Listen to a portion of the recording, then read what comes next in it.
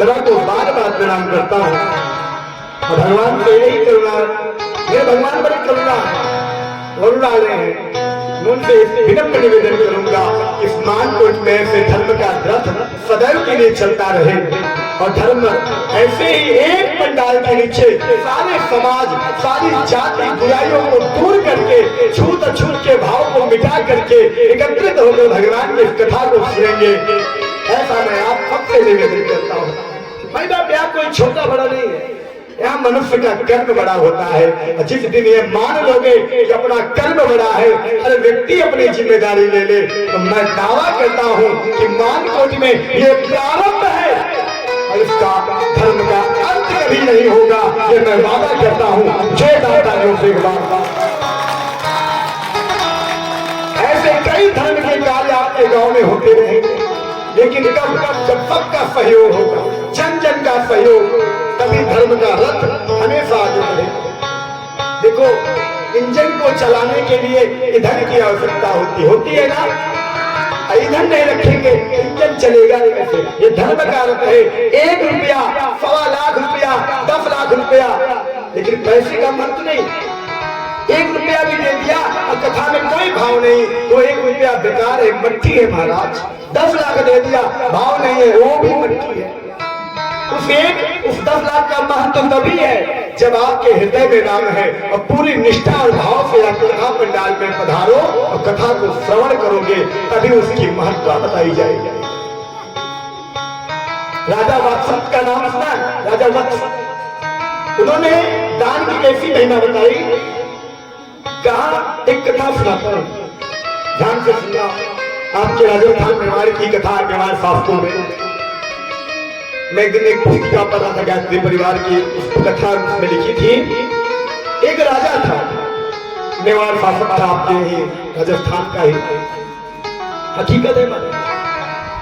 वो बहुत बड़ा दानी था, बहुत ही बड़ा दानी था और भगवान कृपा से दान करता था, इसलिए पूर्ण रूप से सक्षम बना था।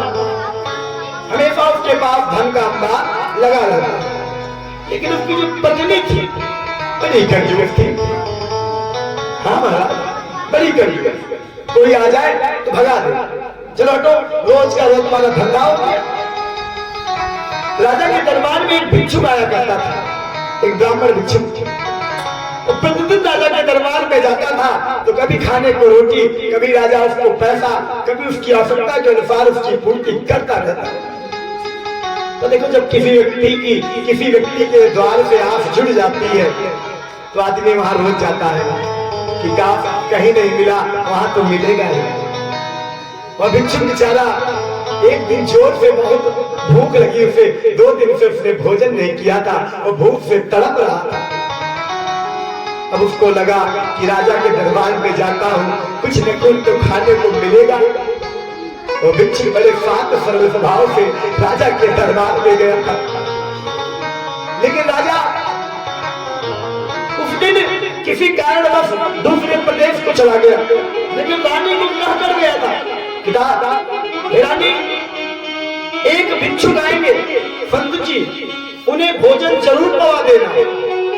रानी कही, जाओ तो फिर मैं बताती हूँ, आज भोजन नहीं डंडा पवाऊंगी, दोबारा द्वार पे आएगा नहीं।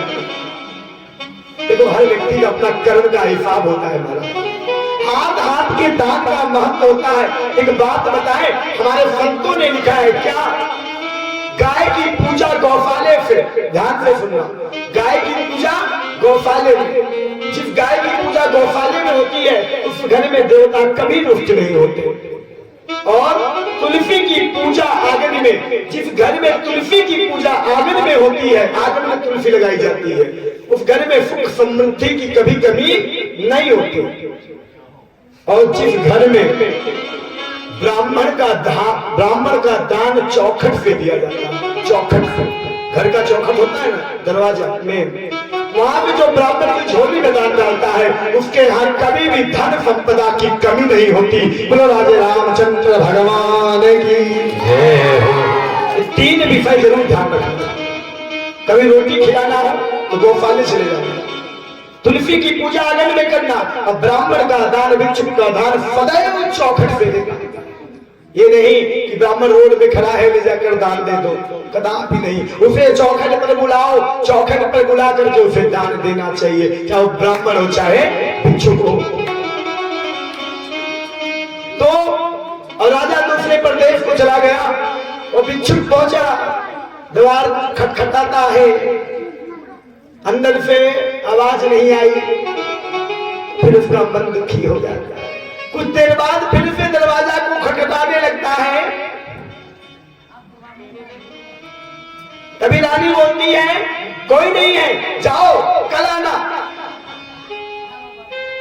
भिक्षुक कहता है हे रानी शाहिदा, आज यदि भोजन नहीं पाऊंगा मेरे प्राण निकल सकते हैं, बहुत भूखा हूं, एक गिलास जल ही पिला दो, कुछ खाने को दो।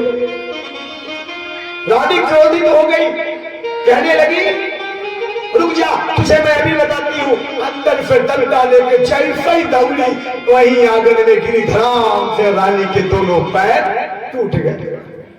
रानी लगी दर्द से कराहने,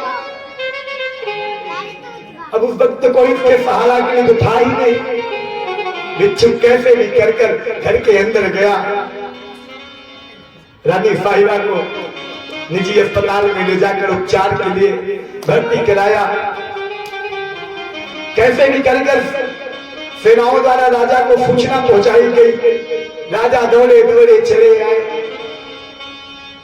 जब रानी से सब कुछ पूछा तो रानी छिपाने लगी। भिक्षुक वहीं पर खड़ा था, डर से कांप रहा था बेचारा।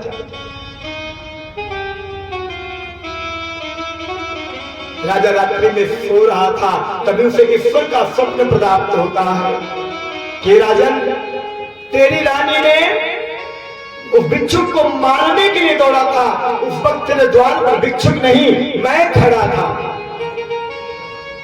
तेरी पत्नी की परीक्षा लेने गया था, जो असफल हो गई, वो जो मुझे मारने के लिए दौड़ी थी, इसलिए मैंने उसे दंड दे दिया।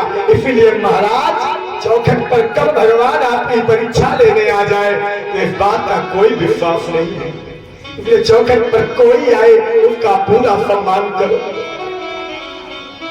कभी भिक्षुक आ जाए, संत आ जाए, पूरे सम्मान के साथ बैठाओ, पूरे सम्मान के साथ भोजन पवाओ, जल पवाओ, पूरे सम्मान के साथ। नहीं तो किस रूप में आ जाए भगवान।